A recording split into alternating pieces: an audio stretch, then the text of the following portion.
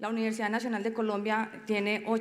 National University of Colombia has 8 different headquarters at a national level, and we're creating the ninth currently. We have 337 students and 337 postgraduate programs, 49,900 students, 2,800 professors, and 3,000 administrative employees. We have the headquarters in Bogota, and then Medellin, Palmera, and other headquarters that are at the border with Brazil and Amazonas, the Amazon, Tumaco in the Pacific, and San Andres in the Caribbean. We're creating the ninth faculty, which is on the border with Venezuela. The Office of Physical Planification in Medellin started with a management system for our infrastructure, trying to have a planification that's a long-term process, because the university usually plans in 3-year periods, which are very short for the magnitude of the institution and for the pretensions of the same institution.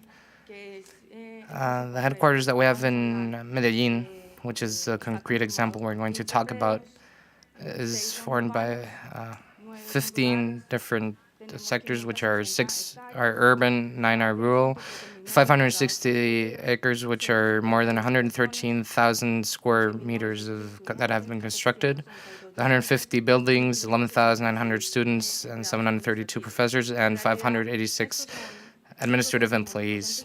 These last two, professors and administrative employees, are the ones that are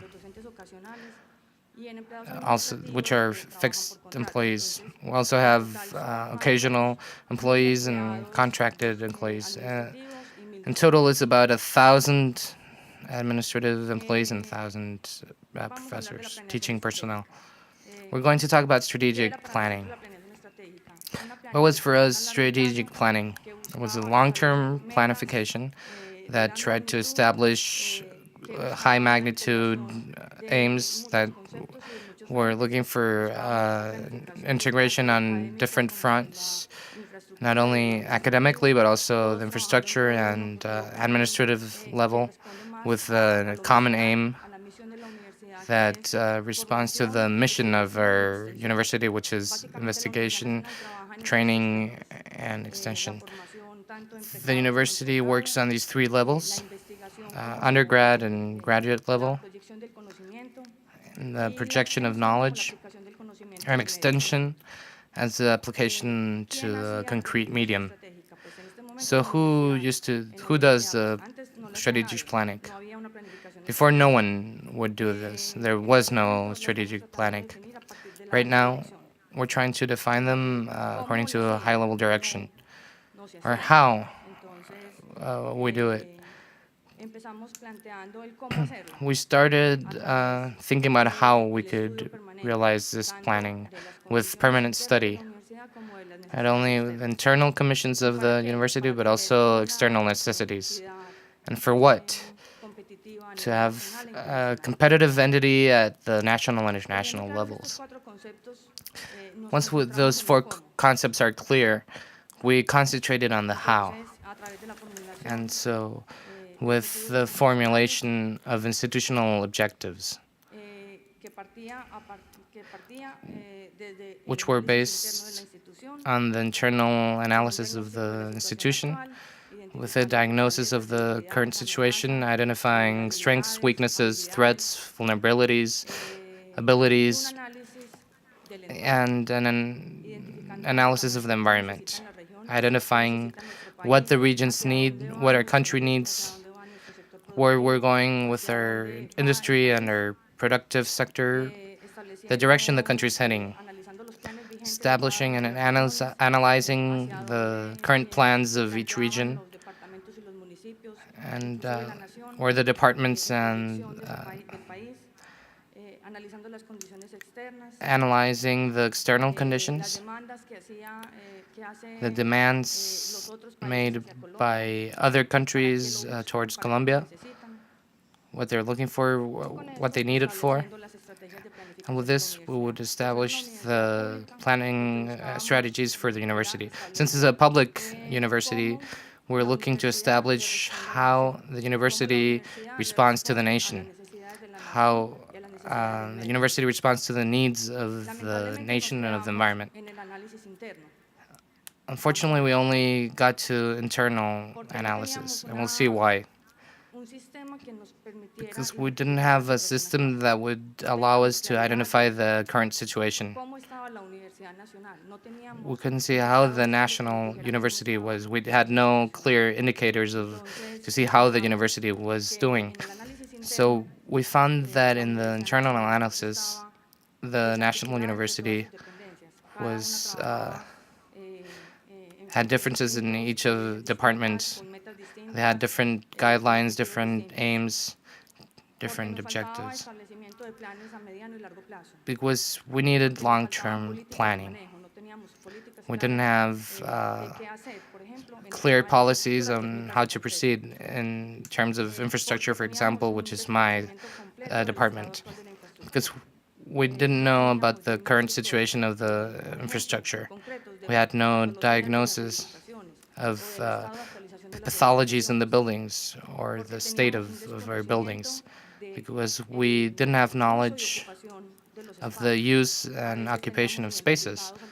Sometimes we had some spaces identified as classrooms, and maybe after some years they had been turned into labs, and our administration didn't have knowledge of this. So the information was continually changing, and it was very difficult to do this, to follow the situation and to have it updated. And that's where systems are important. How to have our information completely updated so we can have clear and permanent indicators about what's happening with the university. Because we had a pretty distinct situation, what was the privatization of spaces. Spaces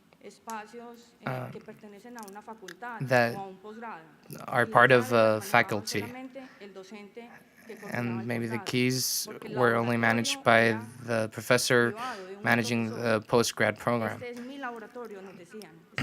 It was a private space for the professor. They would tell us, this is my lab, and we need to do something in this space,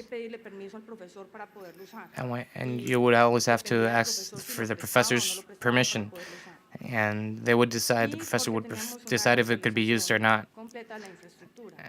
And because in terms of infrastructure, we weren't updated. It was an obsolete system with obsolete networks and structural failures. And that's why we couldn't advance past this phase. We had to start working basically from nothing on the diagnosis of the situation. Another problem that we found and that we had to face was the amount of areas that were involved in space management. There was, first of all, the planning office, specifically the physical planning office. There's two fronts, physical planification and administrative and financial planification. General services like transport or security, maintenance, and also the academic direction. All the spaces that were academic were administered by the academic department. So there are some laboratories that were for undergrad students, were inside the academic direction.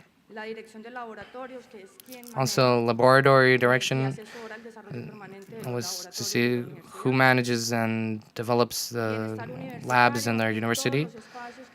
Also, welfare with sport sports facilities or music facilities, faculties, because many spaces were inscribed in faculties. Some, for example, labs, other classrooms, some undergrad and graduate spaces, and the spaces of administrative offices or faculty offices, and also goods and services, which, even though it's called goods, it was only real estate assets.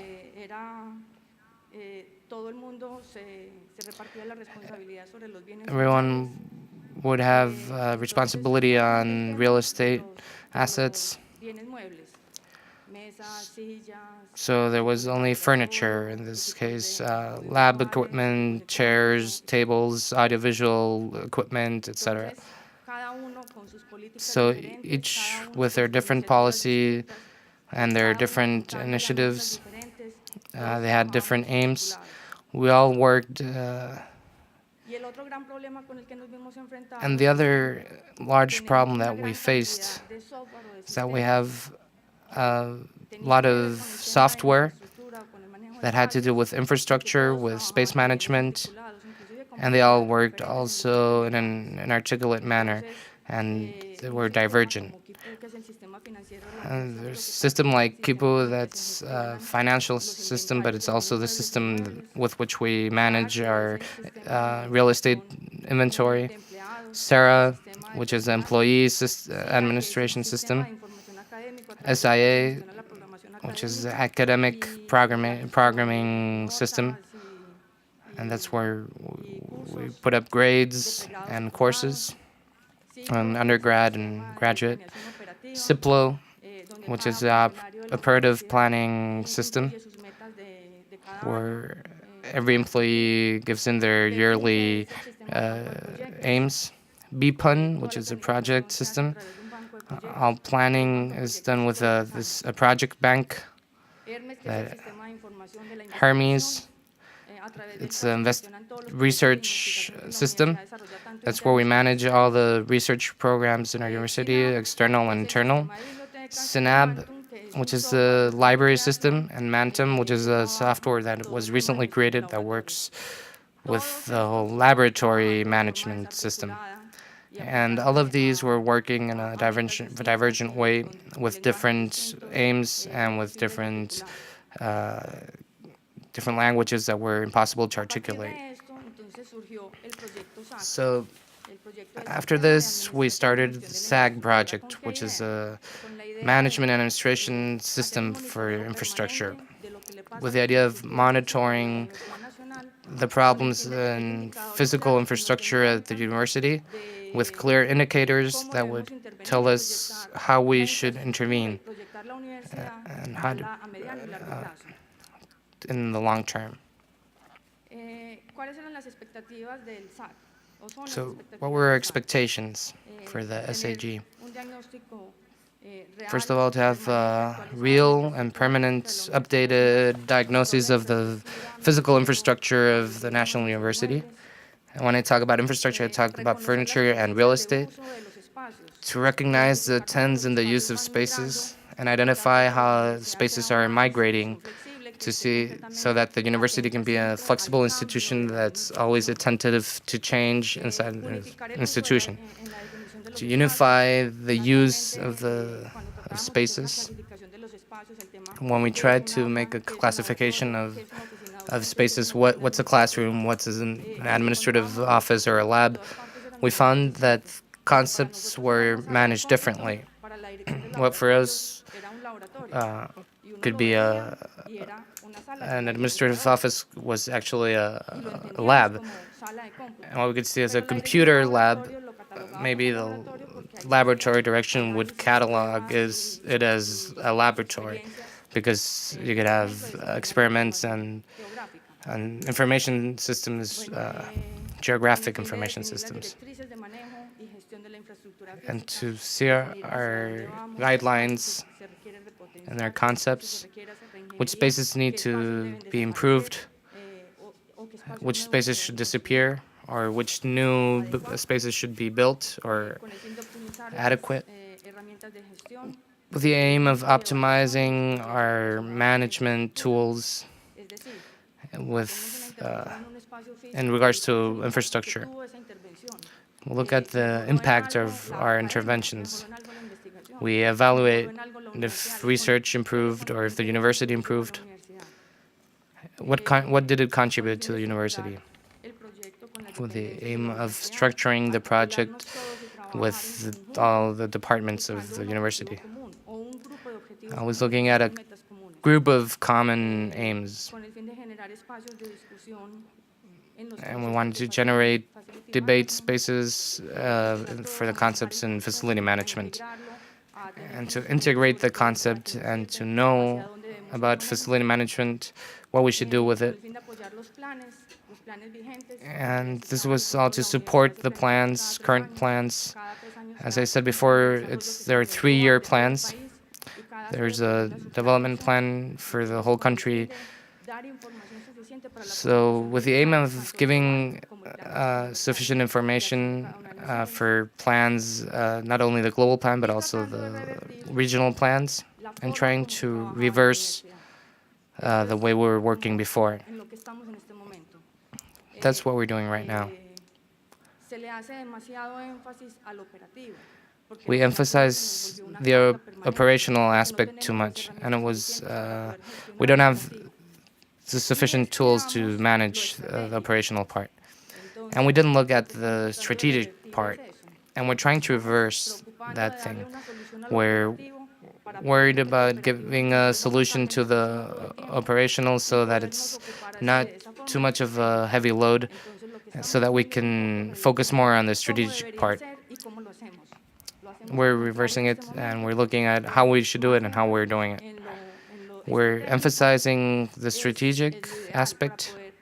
That's the ideal thing, to be able to think about how we're going to project strategically in the long term our university.